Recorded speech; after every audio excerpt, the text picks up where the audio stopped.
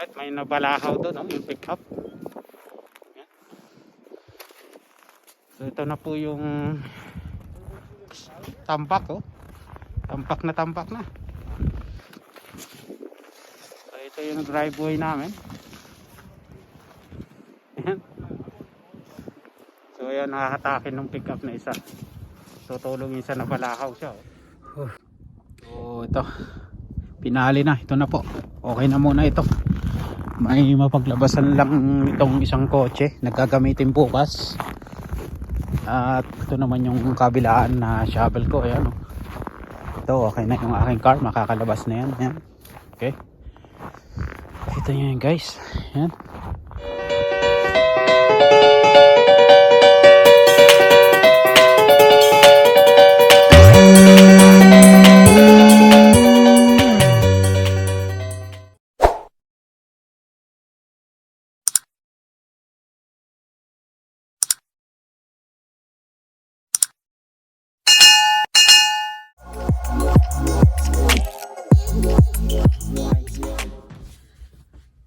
Tayo magsasyabaw. Ay, abutin tayo ng megit baka isang oras nito sa pagsasyabaw.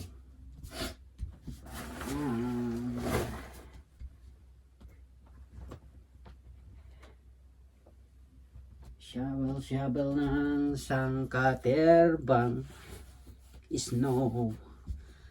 So, yut tayo ng thermal. Naka-thermal na tayo. Baba taas.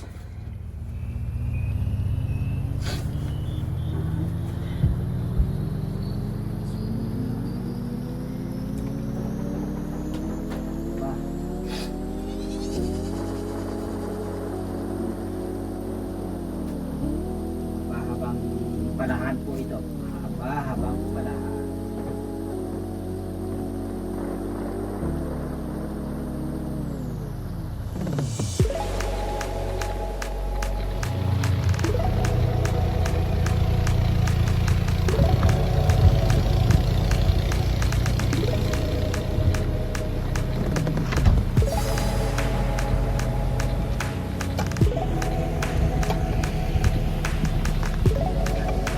Umpisahan ang pagpapala.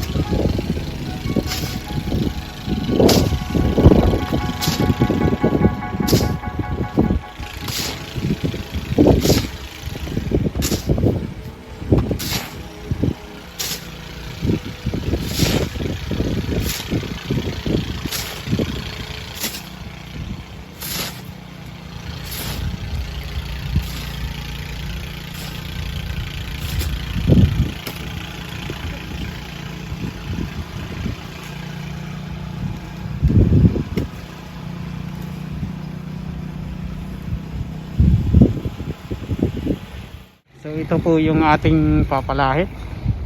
Ayan, medyo makapal. Ayan.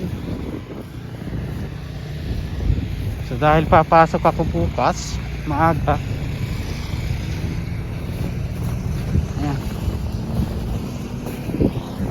So yung dapat matanggal ko ito. Ito. Medyo matagal-tagal tayo.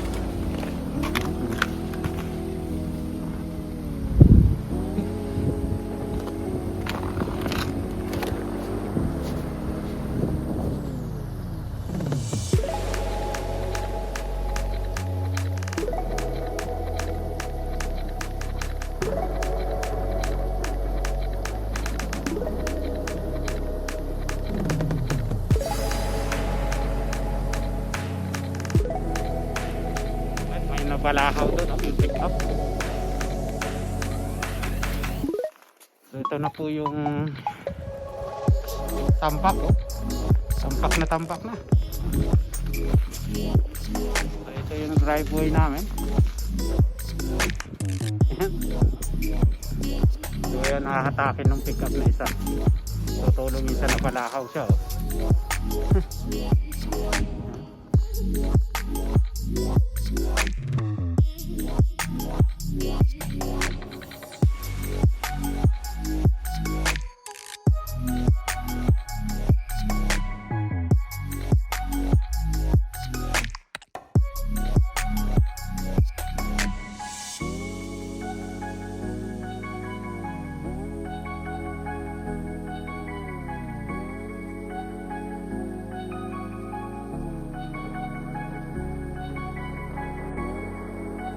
Ito, pinali na, ito na po, okay na muna ito. May mapaglabasan lang itong isang kotse nagkagamitin bukas. At ito naman yung kabilaan na shovel ko. Ayan, ito okay na yung aking car, makakalabas na yan. Ayan. Okay, ito yun guys. Ayan, dinamit talaga. May 2 oras akong nag-shovel. So pwede na yan. Ay, may pasok kasi bukas. Kung wala lang sana pasok bukas, pwede ko namang pagpabukas na lang ang pag-shovel. Pero mas maganda ma-shovel ko agad para malambot pa yung snow. Kasi ngayon, temperatura ngayon, yan yung tipong ano guys, yung pag hindi ka kaagad nag-shovel, yung temperatura ngayon, nararamdaman ko, yan yung titigas ka agad. So mahirap na siyang i-shovel. Mahirap ng palayan, matigas. So mabigat siya. At mas maigi na rin siguro na talagang kailangan i-shovel. Ayan, tinulungan ako ni Andre kanina, yung isa kong anak. At ayan, katulong din. Ayan, halos 2 lampas pala.